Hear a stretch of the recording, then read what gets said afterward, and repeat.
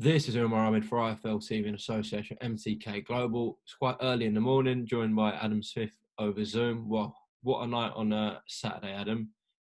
Alexander Povetkin, as we were just saying before we started, potentially knock out the year, and could end up being that. Absolutely. First of all, it is early in the morning. Excuse if the kids make a bit of noise around. It's breakfast time, etc. Just recovering really from the drama of Saturday night, and really the whole 4 weeks of fight camp, which was a fantastic success. It was an immense operation to take on. Really innovative idea from Eddie and Matchroom, and the teams worked so hard in producing such a spectacular month of boxing. But the finale on Saturday, I mean, no one could have scripted, and that's the unpredictability of boxing. I mean, it was just extraordinary. We've covered fights, as you know, for the last sort of 30 years on Sky, and you've got to sort of pick a handful there, which were as dramatic as the ending on Saturday night. Dillian looked like he was about to win the fight. At the end of the fourth round, he had Povetkin down twice. The body language in the corner wasn't good from the Russian. There was a lot of shaking heads, and it was a bit of Russian roulette, really. He probably just had maybe a couple of rounds left in him, and you didn't know. He lost it to AJ in the middle rounds, and just wondered whether his own punch resistance and nearly 41 was going. But the one thing you never lose in the heavyweight division is your power. And, he had thrown a few body shots earlier, but I did think Dillian was in real control of the fight. And that's why it was so dramatic, because it sort of came from nowhere. The punch came from almost, his right down on the floor, and drove up that uppercut through the middle. And, it was the one shot, obviously, he'd been working on a lot in training camp. They'd studied Dillian, intently. And when we talked to Dillian afterwards, he said, look, I've blocked those sort of shots 200 times in sparring, but he didn't see it coming. And it was lights out, and, compelling, isn't it? The heavyweight world, and, it spins around and you move forward. But yeah, crushing night for Dillian Whyte after spending so long, over 1,000 days waiting for his world title shot, taking the risks, taking the big challenges. You've got to take your hat off to him, but take your hat off to Alexander Povetkin. At that stage in his career, last chance saloon, and literally last real chance in the fight. The manner of victory, the way it was going, makes it just an absolutely stunning upset. Yes, there were people that picked Povetkin beforehand. He wasn't a huge outsider, but I think the way the fight was going, if you'd said at the end of the fourth round, Povetkin's going to win in the next couple of minutes, you just wouldn't have believed it. So it was, I don't know what you felt when the punch landed, but Matt Macklin was totally speechless. And, I had to get my words together pretty quick, because you rarely see something like that, do you? Yeah, I think it was a bit surreal, and I'm sure it was even more surreal being there and commentating on the fight. Adam, third, fourth round, I think Dillian was in complete control, as you were saying. A lot of people did think the first 2 rounds, Alexander was doing pretty well, especially to the body. I'm not sure if you and Matt saw it that way as well. I know you both had Dillian winning them rounds. Just can you clarify the first 2 rounds, how you saw them, though, please, Adam? Yeah, Dillian was. I thought the first round was close. I mean, not much happened in the first round. Both of them were landing shots. I just thought Dillian might have edged it, but you could give it the other way. The second round, again, pretty tight. Povetkin was landing body shots. He was chugging forward, but I just like the cool way that Dillian was going about his work. I don't think there was much in those first couple of rounds. If you put them to Povetkin or you put them to Dillian, that's fair enough. Matt scored them both to Dillian, and he had Dillian up. I mean, look, I think ultimately it doesn't really matter, because the third and fourth he certainly took over the fight, Whyte, and good jab, his own body shots. I just thought there was a real loose, languid feel to him. I thought he was going about his business. I thought he was softening Povetkin up.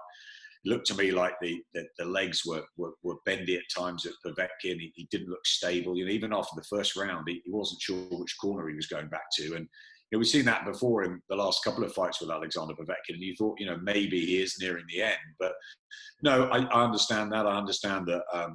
I saw what Joe Gallagher wrote, that he put lovely body shots in, and look. But was he preparing for that one shot? Who knows? I mean, he would have practice that in training, but certainly he was in real trouble at the end of the fourth round. He'd been down a couple of times. He didn't see those shots coming from Whyte. And, you know, to be honest, at the end of the fourth round, you just thought Dillian was, as you said, in pretty cruise control. And it was just a case maybe he wasn't going for the finish because, you know, he was just taking his time and there was a dangerous man sitting in front of him. And we know what Povetkin did say to David Price, for example, you know, when he was hurt. And, you know, that's when they are at their most dangerous. But yeah, I think, look, if people felt Povetkin, Andy Scott certainly felt Povetkin won a couple of those early rounds, and I can see that. And looking back at that, yes. And you know, you've got to remember as well, we're 10 meters away from ringside at fight camp. You know, it's you're commentating half from 10 meters away, half off the monitor, and you know, it's not as clear as being on the ring apron. Definitely not. Which is obviously where we commentate, you know, week in, week out, and have done for years. So it is slightly difficult. You've got a perspex screen up in front of you. You've got the monitor there, and you know, I watched it all back when I got home. And yeah, I think Povetkin did do a decent amount of work with the body shots, but still, I felt Dillian was in real control. Whether he was up by 3 rounds, 4 rounds, whatever, 2 rounds, it doesn't really matter. You know, he was certainly on the verge of victory. You know, 2 knockdowns in that 4th round, and he you know, he was there to stop Povetkin, you'd have thought, in 5, 6, 7. You know, it really didn't look like any other way, which was what made it so absolutely dramatic. You know, you were questioning Povetkin, you were questioning whether at 40, nearly 41, he still had it. And boom, there was that one punch which can turn heavyweight boxing on its head. We've seen it before. Oliver McCall and Hasim Rahman needed just a shot to knock out Lennox Lewis. He came back from it, and now we've got to see whether Dillian Whyte has got the minerals to do the same. I think he will. You know, the immediate rematch is obviously a big thing. It's going to be a fascinating one to see if you know, if he can. If he can, with the Dean Karen, sort of get back to what he was doing so well at the beginning, because he looked light and right in camp. You know, but maybe we're all a little bit guilty of just writing Povetkin off a bit. I thought he lost the fight with Michael Hunter out in Saudi. It was a bad night for him, and on that evidence, he sort of felt that, you know, the timing was right for Whyte, and it certainly looked like that, you know, going into the 5th round. But as we know, one punch can change anything. But that's heavyweight boxing for you, and that's the drama. Adam, even if Dillian is victorious in this rematch, alarms are going off. It's a huge blow, isn't it? Because he's been waiting so long, over 1,000 days, everyone knows. And even if he does win that rematch with Povetkin, this WBC situation isn't going to come around straight away for him. And it's probably likely that Fury and Joshua will get 2 fights in next year if they win their upcoming fights. So from a career perspective, it is a big blow, isn't it, for Dillian? Well, of course it's a big blow. You know, he's right there. He's ready to fight for the WBC title. But I think even if he had won, you know, the whole sort of Fury, Wilder, AJ, Pulev axis situation goes on. You know, the heavyweight picture is confusing. What we did know was that if he beat Alexander Povetkin, you know, they would have started negotiations to fight for the WBC belt. That's held by Tyson Fury. If Tyson Fury still held it by February, he would have got the shot. If he didn't, then he'd fight for the vacant title. So it's a massive blow for Dillian. Obviously, he understands that. But, you know, I've always admired Dillian Whyte and the way he's gone about his career. He lost to Anthony Joshua. You know, he's come back. He's fought so many tough top campaigners, you know, from Lucas Brown, who was unbeaten at the time. Yes, he was slow on the night and he was knocked out, but, you know, he was a threat. You look at Derek Chisora a couple of times, Joseph Parker, Oscar Rivas. He's not had an easy run, Dillian, and he's taken the fights really, you know, the big challenges to almost to fight for the people in a way. He loves entertaining. And, you know, I spoke to him a lot in the week before. He seemed in a really good place. I think everything had gone right with him. He was talking a lot about George Foreman, Evander Holyfield, how they took on everybody, even if they didn't win them all. So I think that's what Dillian Whyte's mantle will be, and I think that's what he'll be remembered for never ducking anyone, never ducking a challenge. But obviously it's a big setback. The good news is for him and Eddie that they've got a rematch. The good news for the fight fans is we'll see a rematch. So in a way, that's a compelling one for the back end of the year. And Joshua can get on with defending against Pulev. Fury hopefully fights Wilder sooner rather than later. And then, you know, there'll be plenty more, you know, twists and turns for 2021. But I think what it shows is, you know, Anthony Joshua's lost Tyson Fury very nearly did in the first fight with Deontay Wilder, just for getting up off that knockdown. If he hadn't, they would have all had sort of one defeat apiece. And, Andy Ruiz has been beaten as well. Deontay Wilder's been stopped. They've all sort of shown vulnerability. And I think that adds to the casual fans' attraction to the heavyweight brigade at the moment. Did people complain when Muhammad Ali lost to Joe Frazier? Yeah, he had to sort of work his way back. But, Ali's been flawed. They all were. There were the ups and downs in that era. With Lewis and Bowe and Holyfield and Tyson, it didn't matter. Riddick Bowe knocked Holyfield down. Holyfield knocked Bowe down. It was part of the drama. A loss isn't the end of the world. The fact is that it's come at this time where we all said it was a potential banana skin, but I think most people felt Dillian would deal with Alexander Povetkin. And until the end of the fourth round into the fifth round, you thought that was going to come true. But hats off to Alexander. Never stops. He keeps chugging forward with his career. Still dangerous. He's a clever fighter, and it shows at that age he's still got it. And he'll go in very confident into the rematch, and he'll hopefully end up fighting for another version of the world title. He just won't go away, will he? Adam, the rematch between Whyte and Povetkin has been touted for November, December time. Same with Joshua Pulev, and obviously I know Fury Wilder 3 would be on BT, but again another pay-per-view at the end of the year. So we're potentially looking at 3 pay-per-views within the space of possibly 4 weeks. Is that a bit of a concern, Adam? I think people want to see the big fights. I think that's the most important thing.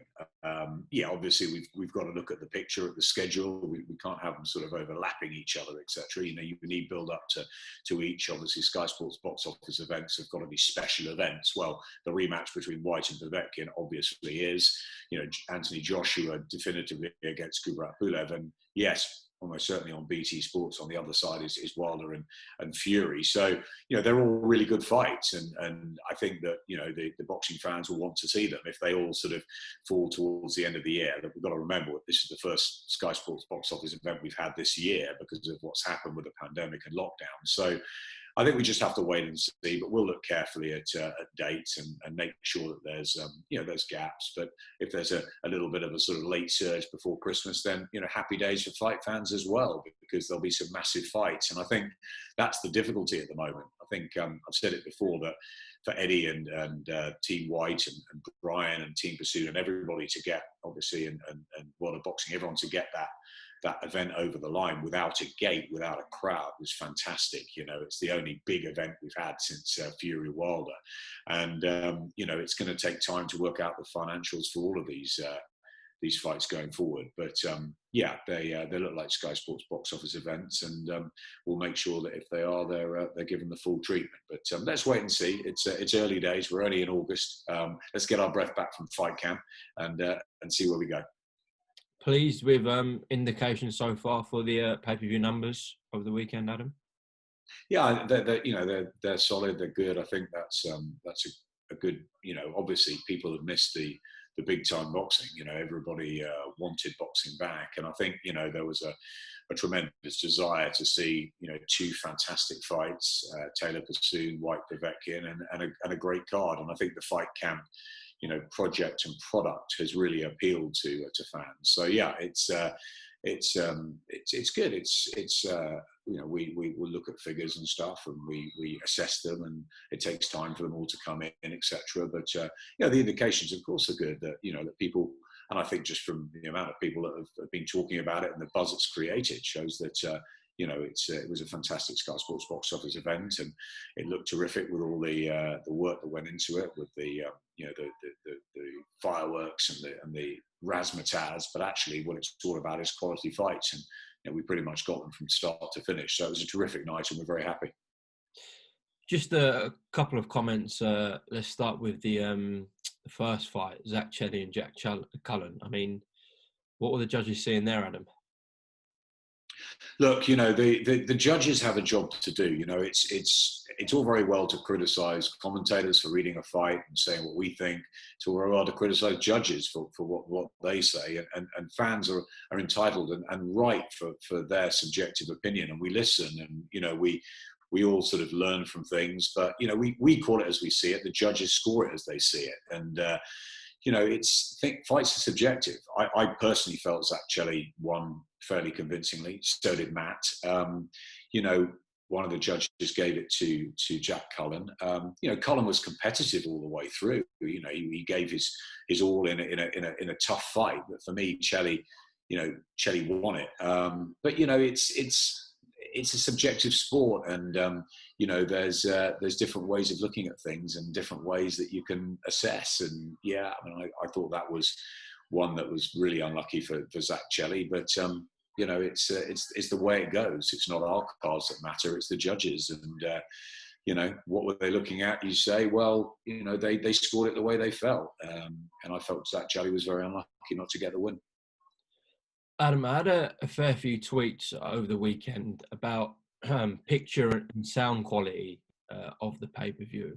I did have similar problems on mine. Most of the broadcast did work, but just how aware are Sky and yourselves of some issues for people for the pay-per-view? I was very aware on the night because all our screens went down. It was a blackout.